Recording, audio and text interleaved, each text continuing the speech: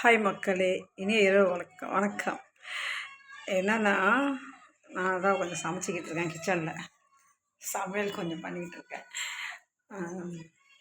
என்ன சொல்கிறேன்னா, உங்களுக்கு மனசு ரொம்ப கஷ்டமாக பாரமாக ஏதோ ஒரு கஷ்டம் இருந்தாலும் சரி, என்ன கஷ்டமாக இருந்தாலும் சரி, உங்கள் கூட இருக்கிறவங்கக்கிட்ட மனைவியாக இருந்தாலும் சரி, தாய் தகப்பனாக இருந்தாலும் சரி, இல்லை உங்களுடைய நண்பர்கள் யார் உங்களுக்கு நல்லா பக்குவமாக யார் உங்களுக்கு உதவி செய்கிறாங்க, உங்களுக்கு யார் உறுதுணையாக இருக்கிறாங்கன்னு தெரிஞ்சு அவங்ககிட்ட நீங்கள் பேசி அவங்க மனசில் உள்ளதெல்லாம் நீங்கள் பகிர்ந்துக்குங்க.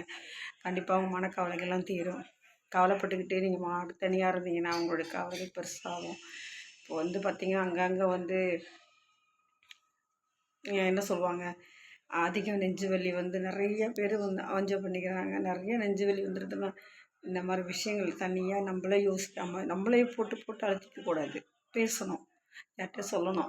உங்களால் பேச முடியலன்னா நீங்கள் சந்தோஷமாக நீங்கள் வெளியே சந்தோஷப்படுத்திக்கணும். நீங்களே உங்களை சந்தோஷமாக ஆக்கிக்கணும். 4 விஷயங்களை பார்த்து நீங்கள் சந்தோஷமாக இருக்கணும். அதை விட்டுட்டு நீங்கள் கவலை மட்டுமே பட்டுருக்கக்கூடாது. கவலைப்படுறதுனால எதுவுமே மாறாது, எதுவுமே மாறாது. அது நடந்துக்கிட்டு தான் இருக்கும்.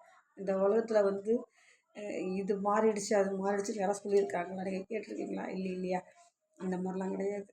உங்களோட மன கஷ்டத்தை ஒன்று கடவுள்கிட்ட போய் சொல்லுங்கள். உட்காந்து பேசுங்க, கடவுள்கிட்ட பேசுங்க. இல்லையா, உங்கள் கூட இருக்கிற ஒய்ஃப் இருக்காங்க, உங்கள் சகோதரியாக இருக்கலாம், யார் வேணால் இருக்கலாம், அவங்க கூட பேசுங்க. கண்டிப்பாக உங்களுக்கு ஒரு ஆறுதல் கிடைக்கும். அதில் மாற்றமும் வரும். இதுவும் கடந்து போகலாம். என்னுடைய கருத்து.